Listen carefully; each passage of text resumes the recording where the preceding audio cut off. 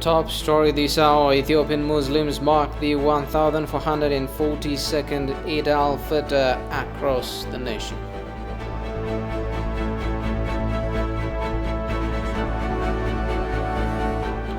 And Africa's business heroes calls on African youth to show their talents in the ABH competition.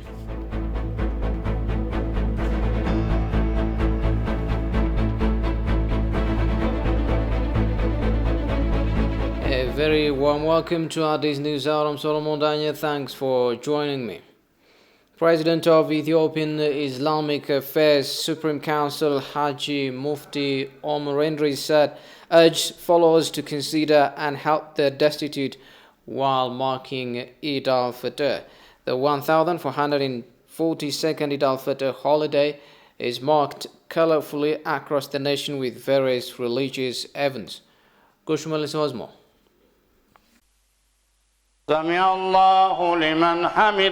According to Islamic teachings, the practice of dawn to sunset fasting during the holy month of Ramadan is one of the 5 pillars of the religion. Eid al-Fitr then marks at the end of the holy month Ramadan in the Muslim community. Accordingly, the Muslim community in Addis Ababa market the 1442nd Eid al-Fitr colorfully in huge crowds at Addis Ababa Stadium. The event was attended by hundreds and thousands of Ethiopian Muslims along with other foreign citizens. Eid al-Fitr is considered as a symbol of love, unity and peace. Consequently, Ethiopian Muslims celebrate Eid al-Fitr with joint prayers called Salat together. President of Ethiopian Islamic Affairs Supreme Council Haji Mufti Omar Idris urged followers to consider and help destitute while marking Eid al-Fitr.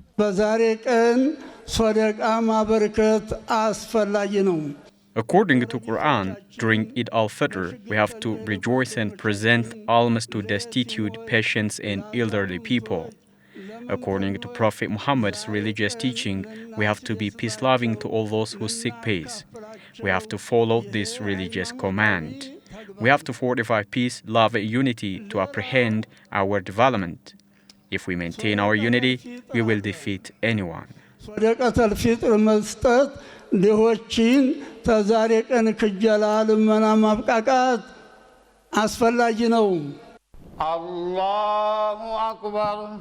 Muslims believe that it was during the month of Ramadan that the text of Quran was revealed to the Prophet Muhammad. Participants of its celebration here in Addis said they marked the day while helping the needy according to the Holy Quran. ሁሉም ሙስሊም ሁሉም ማንኛውም ሰው ተከባብሮ ተቻችለ.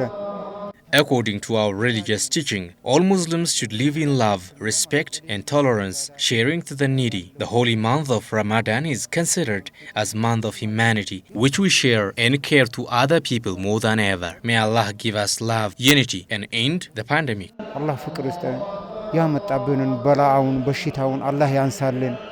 ረመዳን በጣም ቆንጆ ነበር አልহামዱሊላህ. The Ramadan fasting season was very interesting this year. The iftar program and the kindness of the people to help each other were also wonderful. This year Ramadan was very unique. If we share to the needy and rejoice the holiday together, I think the holiday will be more important. Helping the needy is our culture and we should further strengthen this.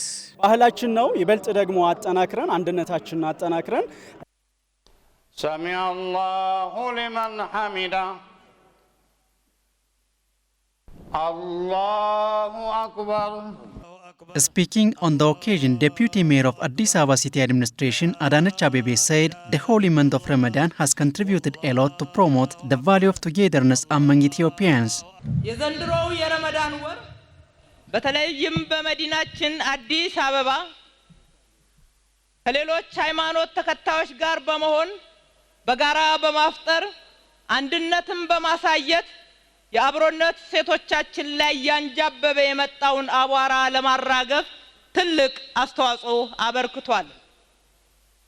አሁንም ኢትዮጵያችንን ካሰበችው የብልጽግና ማማ ላይ ለማድረስ ዋንኛው መንገድ የውስጥ አንድነታችንን በማጠናከር ከዚህም የሚወረወሩብንን መሰናክሎች በመበጣጠስ መሻገር ነው።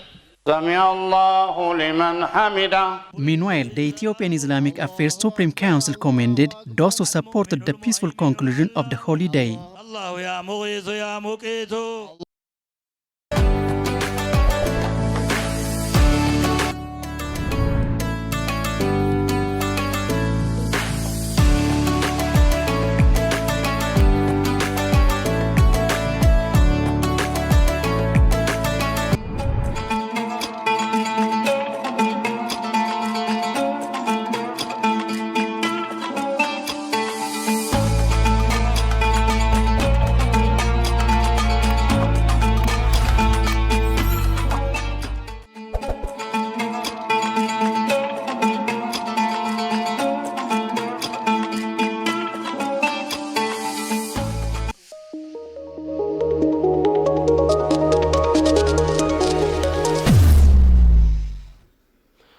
Ethiopian ambassador to Sudan Yibeltal Amiro held discussions with Jibril Ibrahim Mohammed, Minister of Finance and Economic Development of the Republic of Sudan, on issues of common interest. Ambassador Yibeltal Amiro stressed that Ethiopia supports and follows positive developments in Sudan with keen interest and underscored the need to overcome current and temporary challenges through negotiation. Jibril Ibrahim, on his part, mentioned the strong ties between the two countries, stating that any difference between them must be settled peacefully through direct negotiations. Moreover, the two sides underlined the need to focus and exert all efforts towards economic cooperation between the two countries, as well as bringing about regional integration.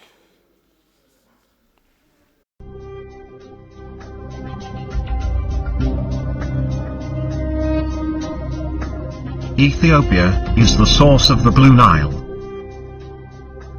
and contributes over 85% of the Nile's stream flow. To this day, Egypt and Sudan are using 100% of the water, sticking to their 1959 colonial agreement between them. Not being signatories, Ethiopia and other upstream states do not recognize this agreement. Ethiopia is at the eve of completing the Great Renaissance Dam.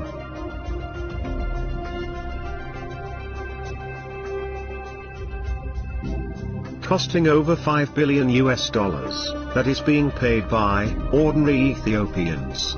This dam will generate 5.1 gigawatt of power, and it is a non-consumptive, eco-friendly, existential necessity to millions. The three countries have been in dispute over the construction, filling and operation of this dam. Even thought this dam provides major benefits to Sudan and Egypt in terms of reducing evaporation loss, silt, sedimentation and unexpected flood.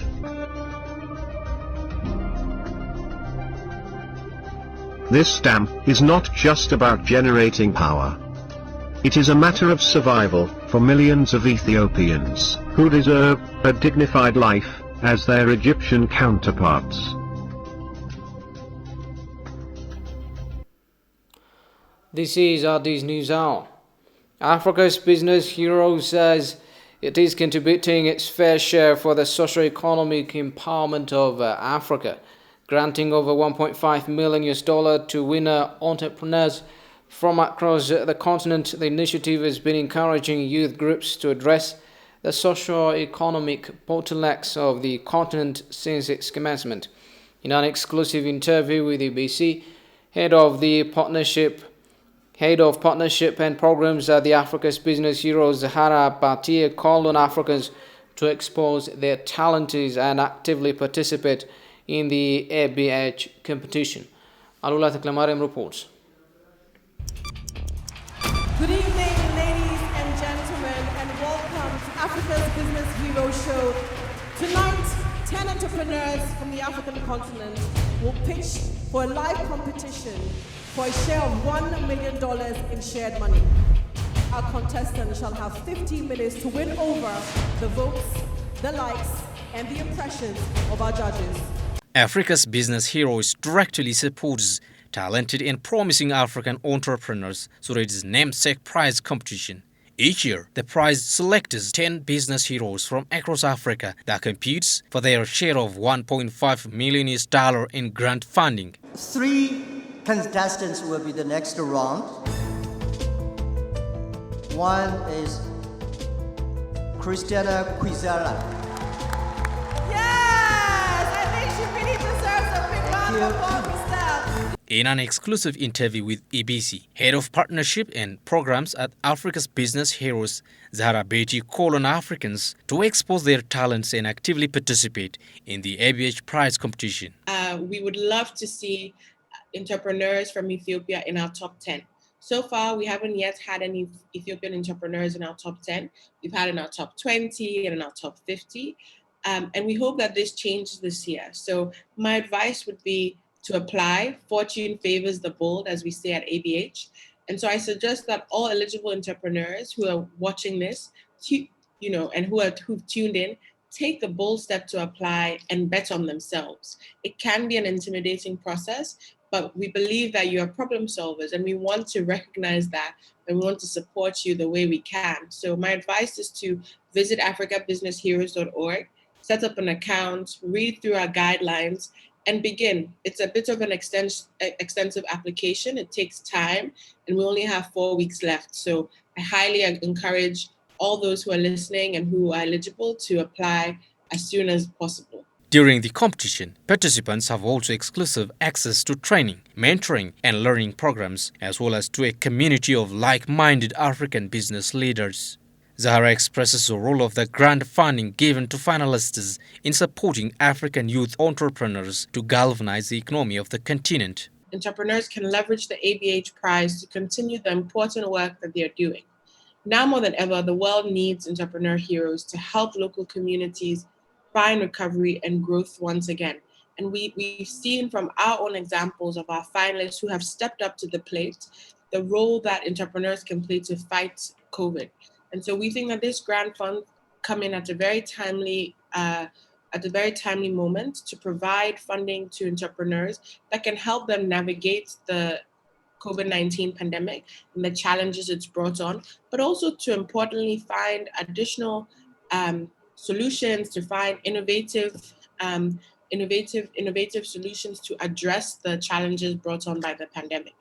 Zahara also expressed optimism about Africa's future, recalling the business opportunities in the continent. It's African time. Our theme for this year is It's African Time, which is a bold call to action to all impact-creating entrepreneurs to step up to the challenge and to let the world know what they're doing and to show that African time is one that involves innovation. It involves addressing problems with urgency, with creativity. And so my call is to step up to the challenge, to apply, and to let the world know what it is you're doing.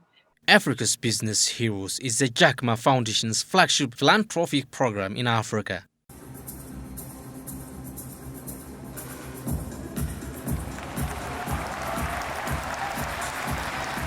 That was Lifebank making our first delivery with drones in Addis Ababa. The newly appointed Israeli ambassador to Ethiopia, Lilling Admasu, expresses determination that his country is desirous to consolidate a comprehensive and realistic partnership with Ethiopia.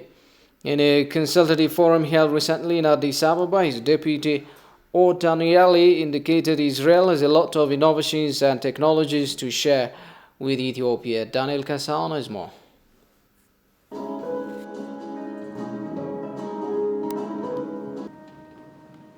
The relationship between Ethiopia and the State of Israel dates back to biblical times during the times of Moses, Queen of Sheba, and from the establishment of Golgotha Monastery in Jerusalem. The ambassador said the relationship between the two countries has borne fresh fruits in culture, tourism, economy, and other sectors for many years. In a discussion with ETV Language, the newly appointed Israeli ambassador to Ethiopia, Lilling Admasu, expresses determination to further his country's cooperation with Ethiopia. We have to make people to people, Israel's peoples and also Ethiopians peoples to meet together in the innovation, in the education, in the agriculture, and business. So we have to do. I have a lot of idea, and I want to, in Ethiopian government, I want to do with them. Ethiopia has untapped potential for investment in other service areas that could hugely lure Israeli companies and that will help to ensure mutual benefits of the two countries. The ambassador indicated Israel has a lot of innovations and technologies to share with Ethiopia. Israel is very diplomatic, developed. In science and technology, it's very developed country. Israel will be share their knowledges in agriculture, in the healthy and education will be shared. Israel has always regarded Ethiopia as a very important country, both politically and strategically.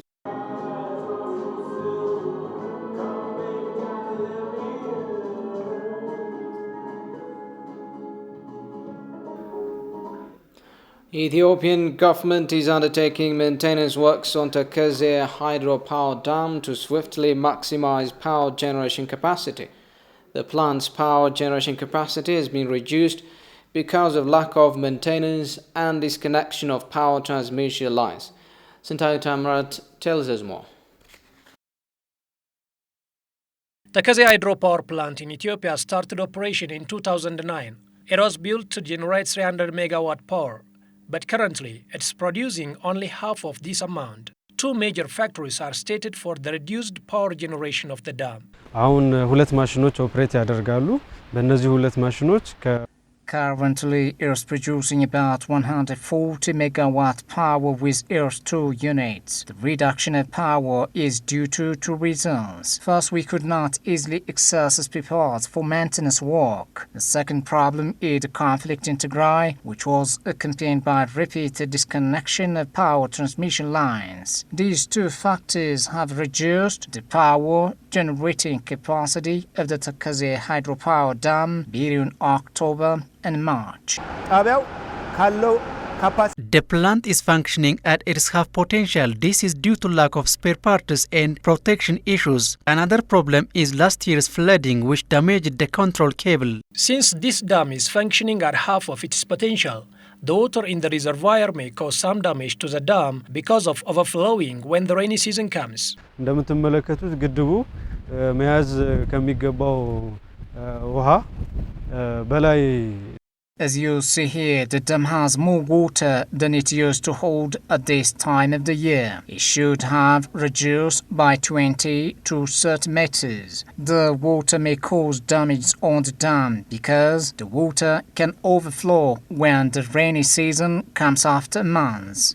Currently, the Ethiopian government is undertaking maintenance works on Tekeze hydropower dam to enable the plant to generate at its full capacity soon. Currently, we are doing works to avoid issues of power generating capacity. This includes two major works. The technical works include checking the functionality. The other job is related to logistics and human resource. The government has given high attention for the maintenance of the dam so that it can start generating at its full capacity. To avoid the spare part issues, the head office and generation operation unit have purchased some and others are underway. In addition, the government has also made a contract agreement with the contractor for extended maintenance service of this dam. Tekeze dam has not seen any significant maintenance since it was built.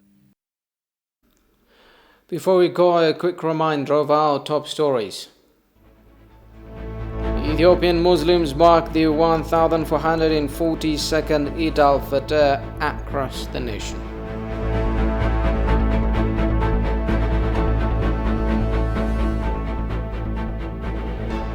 And Africa's business heroes calls on African youth to show their talents in the ABH competition.